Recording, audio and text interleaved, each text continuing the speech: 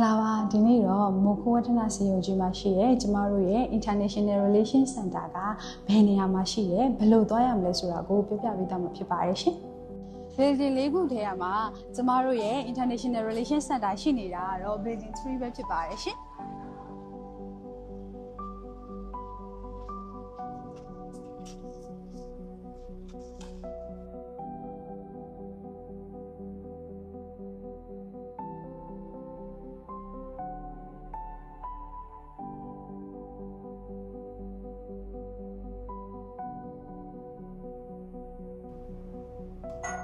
International Relations Center ကြီးကိုရောက်ပြီဆိုရင်ဘယ်သူ့ကိုတွေ့ရမလဲဆိုတော့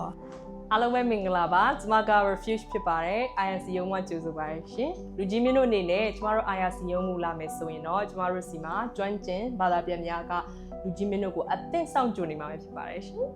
မင်္ဂလာပါရှင်สวัสดีค่ะดิฉันชื่อสอนนะคะเป็นล่ามภาษาไทยพม่าจาก IRC team นะคะကျမနာမည်ခန်းဆန်းပါရှင် IRC team ရဲ့စကားပြန်တယောက်ဖြစ်ပါတယ်ရှင်စကားပြန်လောက်တဲ့နှစ်ရှိပြီဖြစ်တာကြောင့် IRC team နဲ့ချိတ်ဆက်ပြီးတော့မကုဝฒနဆေးရုံမှာစိတ်ကူဖို့ရောက်လာတဲ့လူကြီးမင်းတို့အတွက်ဘာသာစကားအခက်အခဲမရှိဘဲနဲ့တက်တောင့်တတာအဖြစ်ဆုံးနဲ့အကောင်းဆုံးပြောင်းဝန်ဆောင်မှုပေးတော့ပါမယ်ရှင်